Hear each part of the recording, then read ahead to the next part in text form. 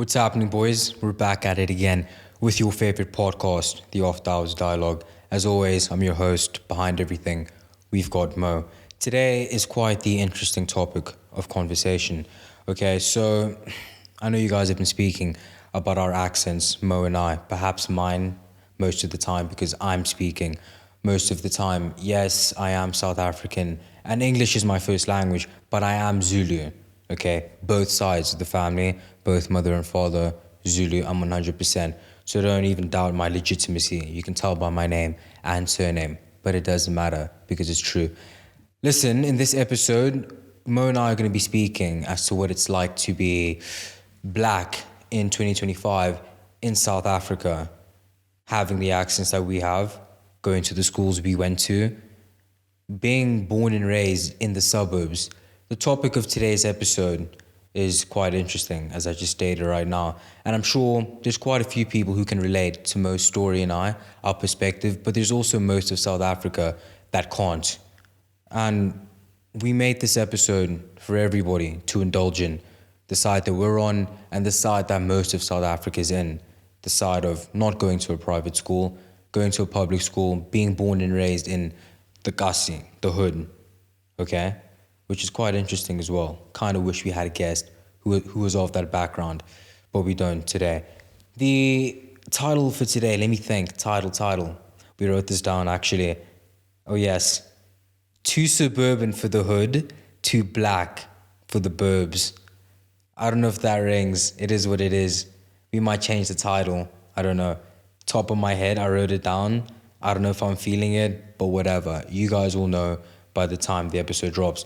As always, Mo, tell us what's going on. How do you feel? Are the vibes right? Are the vibes correct? Now we heavily energized, ready to get into a very interesting topic. Let's get cracking. All right. So listen, Mo and I would actually describe ourselves as cultural orphans, but with 5G internet connection. Okay. Are we a bridge between two different worlds? Or are we just sellouts? I think the haters would say the latter, but I'd say the prior. But listen, boys, today is about a discussion. So I'm going to ask you the first question, Mo. Usually you're the one who's asking me the questions and who starts the pod. I'm going to ask you, have you ever been told that you sound white when you speak? Yeah, most definitely. Like, all the time, in fact.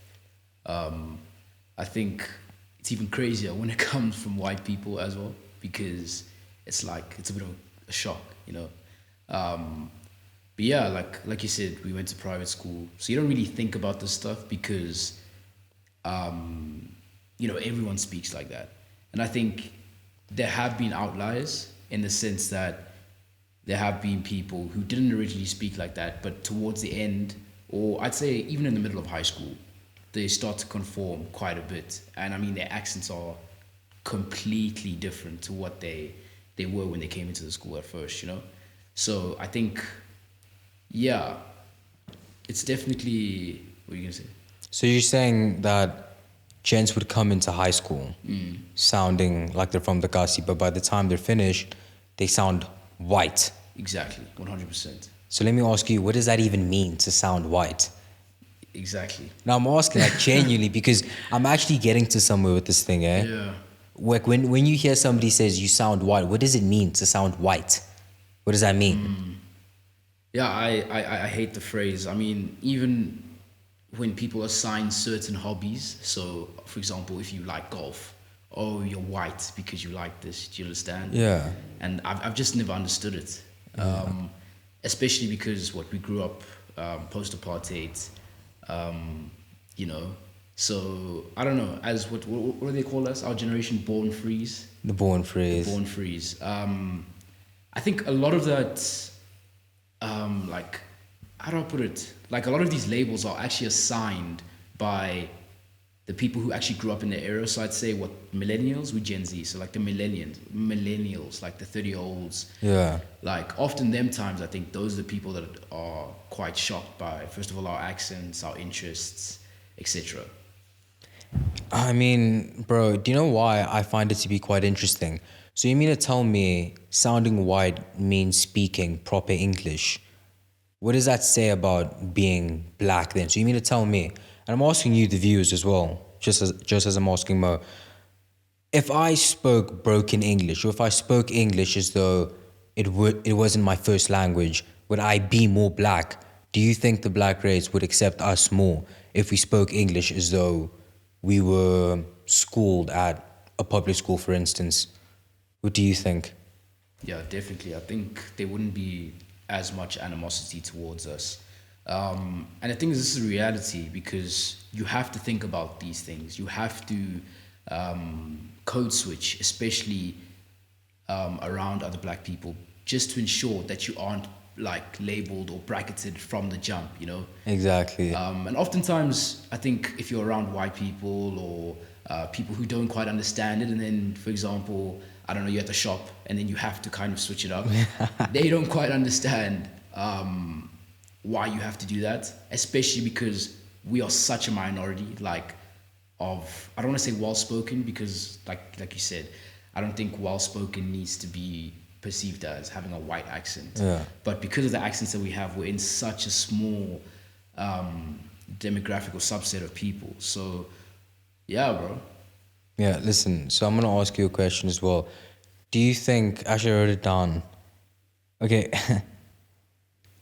Bro, do you think that people mistake polished English for a lack of culture? So do you think if you speak English properly, pronouncing words the way they're supposed to be pronounced, enunciating yourself properly, do you think that implies a lack of culture? That's question number one, and there's a follow-up question afterwards. What do you think?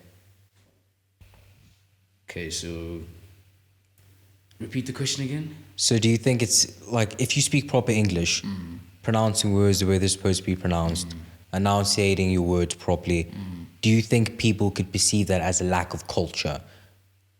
Just speaking proper English. I mean, I'm trying to think of it like even worldwide. So, for example, let's say a Mexican immigrant moves to America.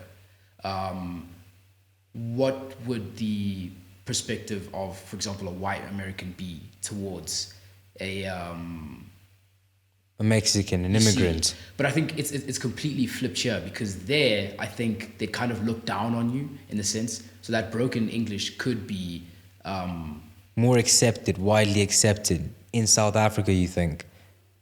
In South Africa, definitely it is. Yeah. But I think in America, or perhaps like a predominantly English-speaking country, I think they'd assign it to like, okay, this person doesn't really know English that well. Yeah. And they look down upon them. Exactly. But I think here, it's quite the opposite, which is why this is so interesting. So why do you think in South Africa language is used as like an identity test? I think it's just because the political or the socio-political landscape is still extremely divisive. So I think more for us, it's like we're aligning ourselves with something that our parents were opposed to. Exactly.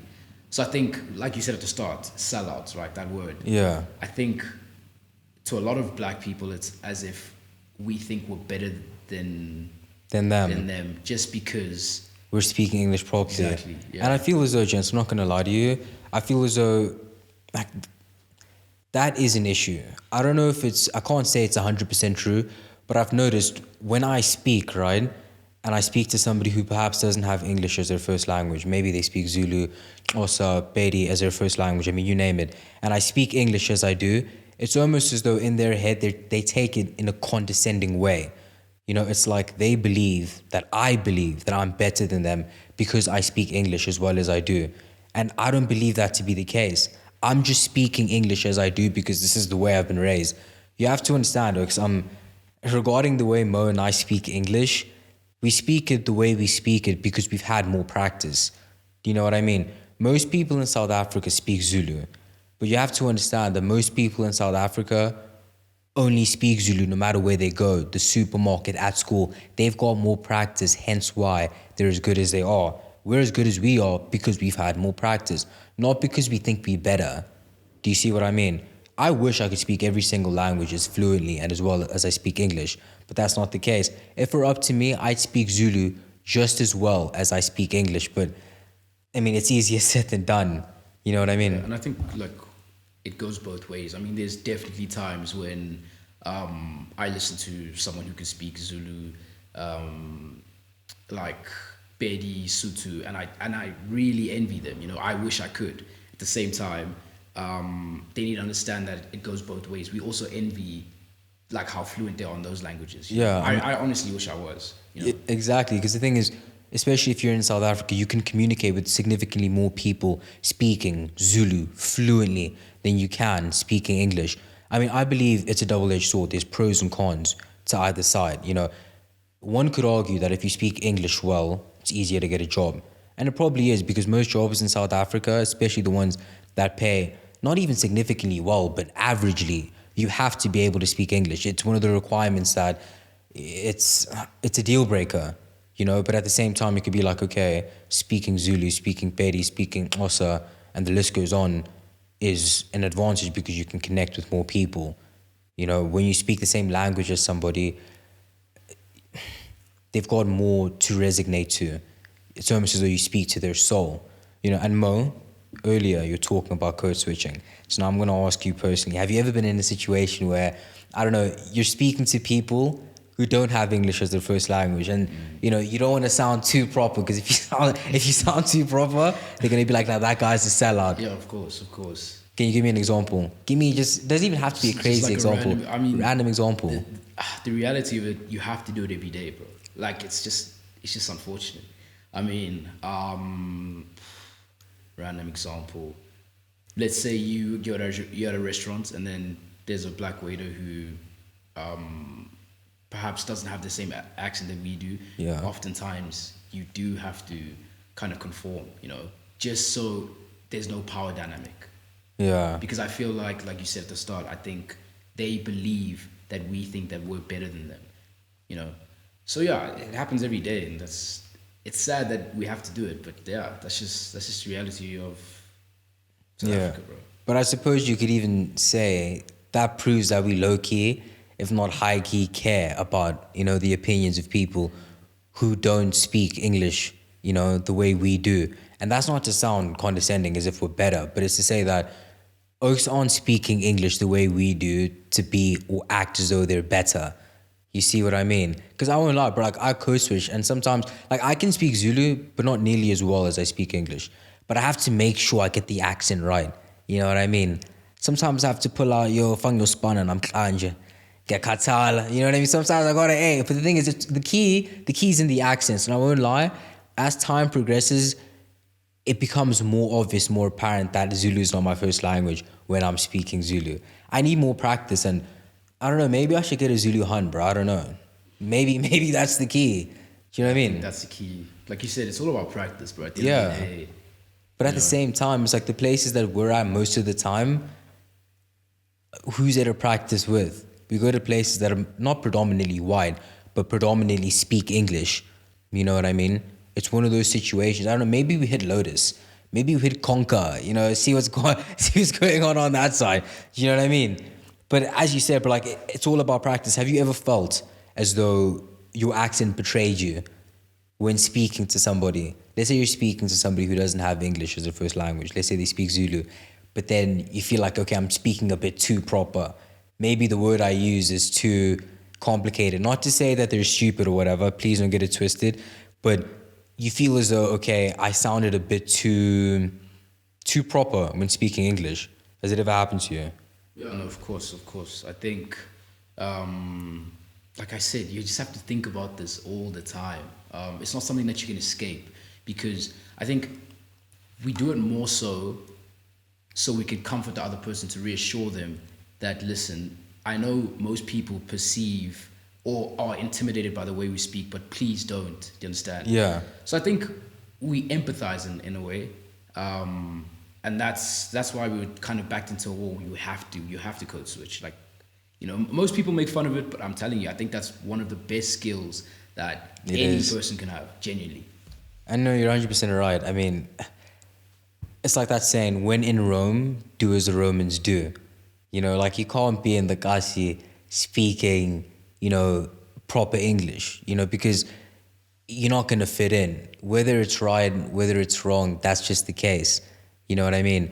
And as we said before, Oaks, I wish I knew how to speak Zulu like, you know, the best way. Speak it just as I speak English. Because I think it's mad cool, I won't lie. Like, I think if you go anywhere around the globe and say, yo, I speak an African language and speak it as well as you speak English, as well as I speak English, that's a flex, bruv. I mean, you mean to tell me if you were to go anywhere around the globe and be like, I speak Zulu, it's not a flex? They're gonna look at you like, I don't know, like you're out of this planet, like you're from a different planet. I think it's quite cool. You know what I mean? But let me ask you, Mo, do you think that being from a private school or being, you know, schooled in a private school disconnected you from the majority of South Africa, whether it be culturally, relationship-wise, emotionally? Good question. I think you can't completely dismiss it and say no, because I think it's more nuanced than that. But I think 100% it did. I mean, luckily my grandparents still stay in Lagasi, so for example, church, Easter, etc., I was still exposed to that from a young age.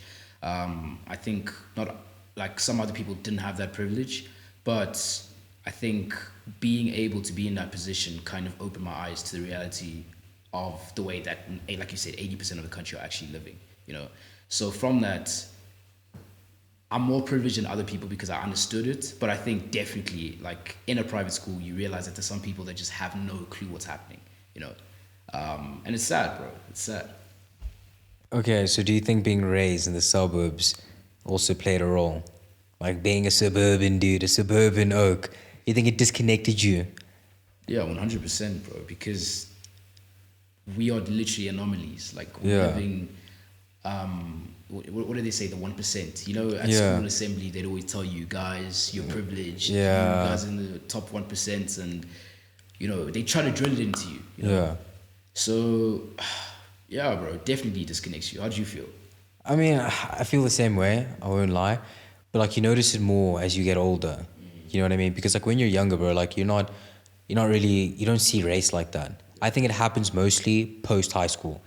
1000%. I think uni is where you see it quite a Yeah. bit because you realize how small of a subset you actually are. Because now you're involved with people who are from public schools, Exactly, you know? exactly. So like small things now, like you have to be, you have to empathize. Like if you go to the coffee shop and spend $50, but your mate can't, you have to understand why that is. You know? Yeah. So yeah, you have to be an what do you call it? An empath. Yeah. Yeah. That's what it is. No, but like, I completely agree. You know, being raised in the suburbs, it definitely makes a difference. You know, but as we said, you know, you go to university, you start to see the majority of South Africa. You know what I mean? Yo, James, if the mic is like, well, not the mic, but the camera is like moving, you know, Mo knocked it down low key, but it's all good. I'm sure it's not that serious. Nah, it's all good, bro. Don't stress. But like, yo, listen.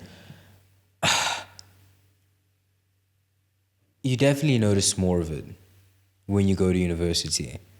You know, noticing that most of South Africa isn't from a private school, and the lens that you see things through is different to the lens that most South Africans see things through. But like now that we're even speaking about race, like I won't lie, when we went to prep, when we went to high school, you know, because we're from sane schools. I mean, I'm sure everybody knows by now. I'm not gonna say which sane school in particular, so there's no way. Hey, you can comment. I don't care. No one's gonna know this shit. Anyway, like we went to sane schools, bro, but a lot of the time it was majority white. And when it came to, let me give an easy example, like going off the girls, right? Chatting Huns up, you'll be chatting up a white Hun. But there was this air of, like, I'm trying my best not to use racist, you know, because I believe before calling somebody racist, you'd have to prove that they are 100% racist, right? But there was this thing of like, yo, I'm going after this white Hun. To be honest, she's not even that fit.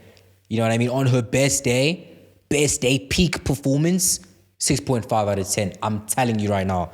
You'd graft, you'd slave, bro. I'm talking, yo, every day we're chatting this Hun up. Every day we're on her messages. Every day, phone calls. Phone calls would even reach 1 hour, 60 minutes, boys. Just straight game, cold work.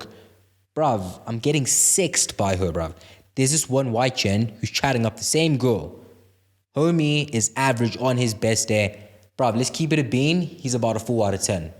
4 out of 10. And this guy bags her. Bruv. So I'm trying my best not to say, nah, it's a race thing. But low-key feels like it is. Just think about it. I'm not even trying to digress.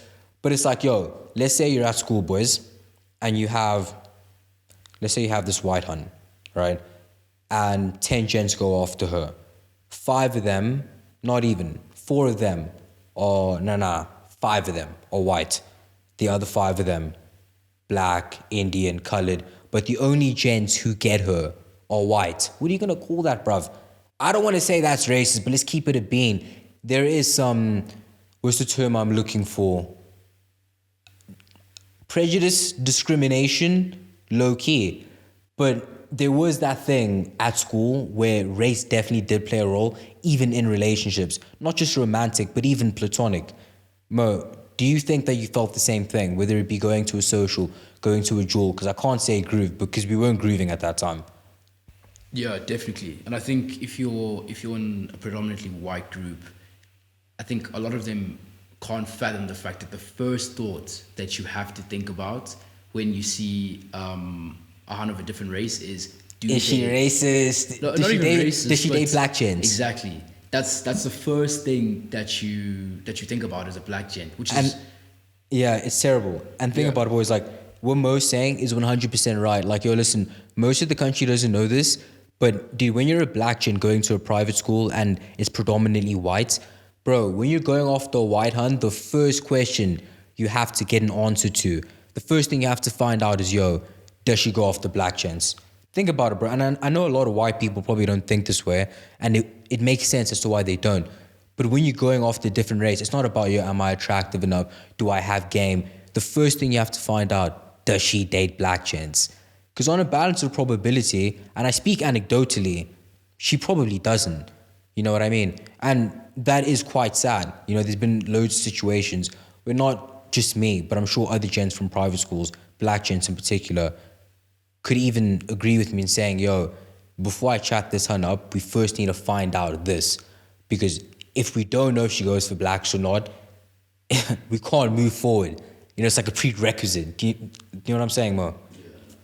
Like, it's one of those things, bro. Like, it's sad, but it's true. Yeah, I agree. I think, like you're saying, especially at that age, the scene is like literally 80% white. You know? So everywhere you go, you're a minority. And that actually begs the question, have you ever been in a situation where you go to a place that's predominantly black with a white person, but they point it out? But because we've been in those environments for so long where we are constantly the minority. Exactly. We never once pointed out the reverse. Personally, I don't think I've been in a situation like that where I'm in a predominantly black group or environment, but then I have a white friend that's there and they point it out. It's never happened, but I'm guessing it's happened to you. I'm guessing it's happened. No, it has. Because I think even in like the going out scene in Pretoria or universities, there'll be white gents that will make it known that they've been to a black club, you know, and you'll be like, oh, bro, like I was there, all of this. Whereas like you don't think about this stuff because you are always in a white environment. Yeah. So it's never the reverse. Like we never go to a white guy and explain, oh my gosh, like we went to this place and it was 80% white. Can you believe it? Yeah. Because that's just the norm. That's just the standard. That's true. How we've grown up, bro. No, I mean, it's true. And the thing is with South Africa, right? You know, race definitely is a big thing. And it makes sense because apartheid was only abolished when? 31 years ago. That's like yesterday, if we're going to be honest. Because the people who were born and raised during apartheid are still very much alive right now. And some could argue that there is resentment. Rightfully so or not, we're not talking about that right now. But the fact is, it's there. You know what I mean? But, yo, listen, it's just one of those things that people have to move past. You know, also as a nation, as a society, it's better if we move past it because, you know, hashtag Rainbow Nation, gents. You know, Nelson Mandela, you know, we all know him. Isn't he like Jesus in South Africa, bro? You know what I mean? Low key. Like, no one's allowed to say anything bad, and not to say there is anything bad to say about him. But yo, I mean, race is one thing that we need to move past, but it's significantly easier said than done. But let me ask you, man, have you ever have you ever been speaking to a black hun and thought that you weren't black enough to chat to her because of your accent? Has it happened, boy? Because I won't lie, bro. Like, there's been times when I chat to a hun, a black hun in particular, they hear the accent. Not to say that like I'm chatting up a hun from the Gussie, you know, but just any black hun, but one who isn't from the same schools as I'm from, and her accent isn't as potent when speaking English, but she can tell like I'm from one of those same schools, you know. And I'm chatting to her and I'm like, yo, in my brain, I'm low-key thinking, am I even black enough to chat to this hun? Because I sound quite white, as you guys say, I sound white when I speak English. Has it ever happened to you? And could you see it happening to you if it, like, do you think it could happen to you in the future if it hasn't already? It hasn't happened to me, but I think it goes back to the whole code switching topic, because you just have to, bro. You just have to like code switch, because I think not even in terms of relationships, because you're obviously talking about you trying to graft a girl. Yeah, exactly. But there have been times where, yes, I've felt less black just even engaging with an individual, you know? Yeah. And yeah, it's sad, bro. It's sad that we have to think about this. But isn't it crazy, bro? It's like, why does being black have to be dumbed down into the language you speak? Like, is being black based on the language you speak, or is it a skin tone thing? Like, what makes somebody black? That's the question that I'm asking you. That's the question I'm asking the audience as well. What makes somebody black? You know? Am I supposed to feel less black because I speak fluent English, or I speak English as my first language? Because that means you're saying, okay, for you to be more black, you would have to not know how to speak English as well as I do. If I spoke broken English, would that make me more black? That's the question.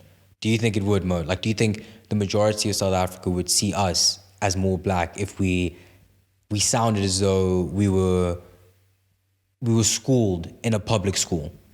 Be honest. I think, this is a very controversial question. I think, I'll be real, it does have its benefits, but at the same time, definitely, like, it has its disadvantages, because I think it's unfortunate, but this is just the reality of the world. We're being totally honest here. I don't want to give a political answer, but I'll just be straight up. In the boardroom, our accents 100%. Bro, let's keep it a beat. In the boardroom, bro, we chilling. Nice. Like, bro, I'm not gonna lie to you. It's like, listen, like, regarding the way Mo and I speak, yes, if we're speaking to the average South African and we're in a casual setting, it's not going to be the most advantageous thing to do when speaking.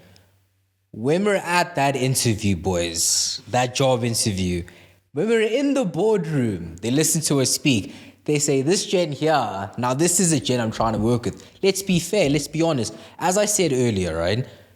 Even in South Africa, where the predominantly spoken language is Zulu, most jobs, especially the ones that are like that pay the best, if you can't speak English, you're not getting employed, buddy. It's one of the prerequisites when it comes to getting employed. So, as I said earlier as well, there's advantages to speaking English the way we do, to speaking, you know, as fluently as we do.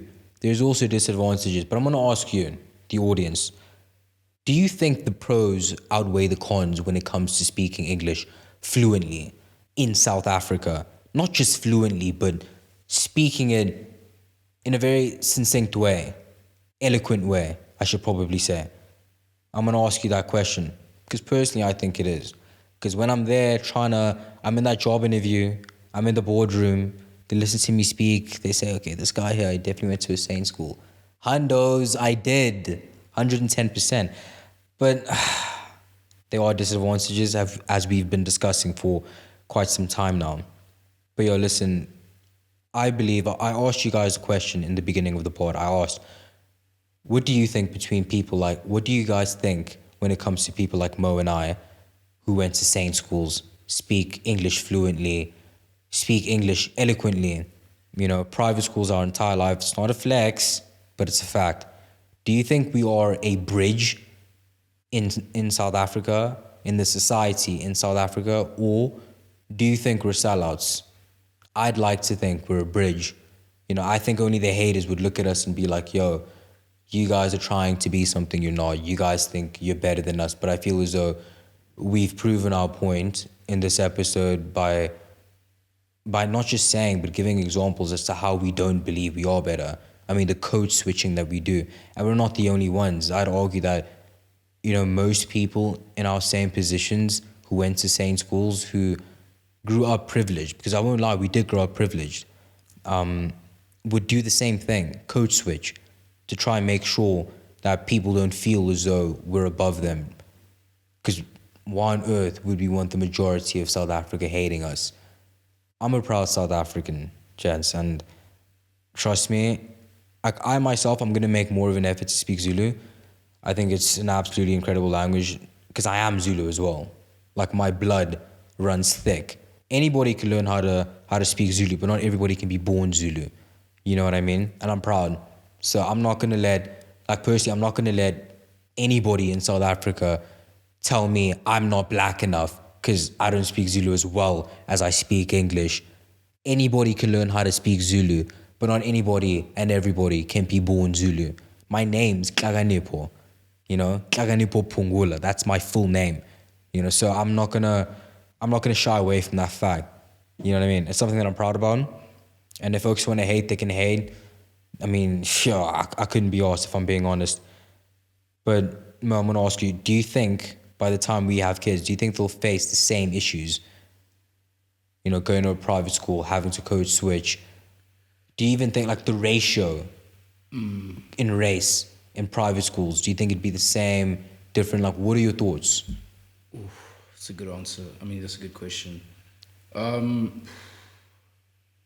Our kids, so that's like what, the next 20 years? I'm not sure. I don't know. Bro, Do you mean it might be next year? Yeah? No, I'm joking. The sad reality is that the gap between the rich and the poor in this country is just getting bigger, bro. You know, so I think, yes, we have seen a demographic change in these private schools. I think if you take a snapshot from, I'd say, the class of 2003 to the class of 2023, there is a significant difference. And I think especially because the black middle class is growing. So in that sense, I think maybe by the time our kids go to private schools, it might be a 50-50 ratio. But I can't lie, I can't see it getting better anytime soon, bro. I'll be real. You don't? I'll be so honest. That's crazy. Because think about it, in a country where majority of the country is black, right? Of those people who are black, let's say 79% out of the 80 are living in poverty or aren't part of the middle class. Yeah. I just can't see it happening, bro. I mean, you could be right, but I'd like to count myself an optimist, not a pessimist. But I mean, what I will say is, I think oftentimes I felt animosity in terms of the whole accent thing or being a privileged black. I think a lot of that time it's from millennials. So I will say I think it is getting better, because oftentimes I don't feel like I have to code switch with like our generation, because I think there's that understanding. Yeah. But then again, it's like we weren't raised in hate. Exactly. Because to a certain extent, you could argue that the generation before us was raised in hate because they're from apartheid. You know what I mean? Civil unrest, civil injustice. We weren't raised in that same atmosphere, in that same society. You know, so there isn't that thing of resentment. But you could argue people who were born and raised in the Kasi, they have that same resentment that's been passed down to them by, you know, their parents. Because personally with me, we didn't really speak too much about race in my household. You know what I mean? Like my rents didn't, like regarding even dating, like my rents know, like, yo, this guy's probably going to be with a woman who's of any race. Like she could be black, she could be white, she could be anything, you know what I mean? But we never really spoke about it. And I wasn't raised in the type of household where it's like there's animosity towards other races. So I don't have that thing inside of me. Thing is, I think it is a mindset thing, because I think if you even go 2 generations above that, so I'd say our grandparents, Yeah. I think a lot of them still have the apartheid mentality that white is right, you know. So oftentimes you'll hear like elders, whatever, encourage you to go get a white girl, or they'll be actually proud of your accent. They'll be like, oh, like I'm so happy he speaks like this, you know, because they still Like the grandparents. yeah, bro.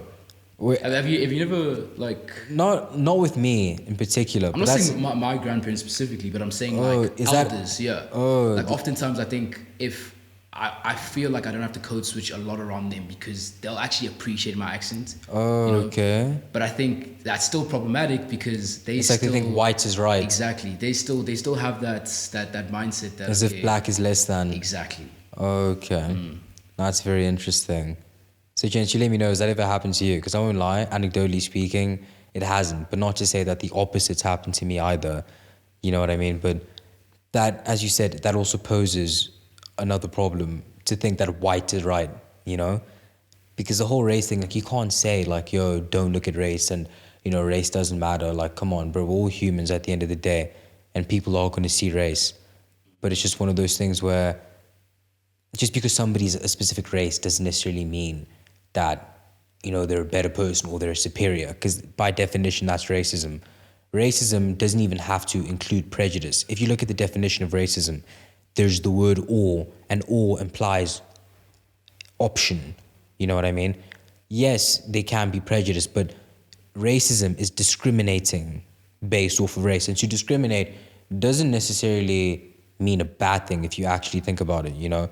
You could discriminate somebody who's tall, somebody who's short, somebody who, I don't know, somebody who weighs more to somebody who weighs less. To discriminate means to basically set apart, but there doesn't have to be prejudice. But obviously, regarding the term racist, there's a bad connotation to it, you know, but like, it's easier said than done, as I said previously. But this thing of race, I can't say we need to move past it. We do, but I mean, as long as we just take the right step in the right direction, eventually, even if it takes like 100 years, it will dissipate, because interracial relationships exist. And as we progress in life, more mixed race people, you know, keep popping up. So how long could one be racist for, you know? See, I like your optimism, but I think we could just turn our eyes to America, for example. Yeah. I mean, we're the minority there, black people, so that's what, 13%? In the US. Segregation was abolished in the 50s. And look at race relations there. I mean, it's gotten better, definitely, but I think... That is true. Yeah. Because what's interesting about the United States is that, yes, they experienced racial discrimination, as well as South Africa did, but with them, the blacks were the minority and the whites were the majority, whereas with us, here in South Africa, it was the other way around. That's what I'm saying. Think about how much of a minority of the population they actually are, and how much racial discourse is such a big issue. Yeah. Still. So imagine here where it's literally quite the opposite. Yeah. And where now the minority hold majority of the wealth. Yeah. You understand? And I think that's what makes it so intense with apartheid, is because it makes more sense in the United States, right? Because it's like, okay, the majority is dictating what goes on with the minority. That makes more sense, right? But in South Africa, what made it so deep was that it's the minority and a minute subsect. I mean, a crazy minority is in charge of most of the wealth in the entire country. I'm not trying to go political, but this is just a fact of the matter.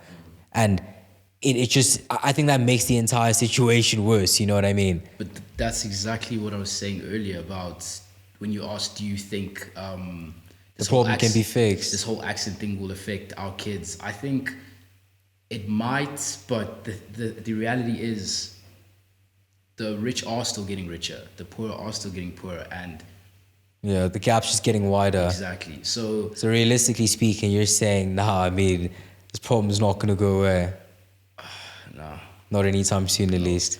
Listen, Oaks will let you guys discuss in the comment section. Share this pod, this episode with your mates. You know what I mean? But yeah, I mean, I think this is a decent conversation to have. Maybe we'll even do a part two.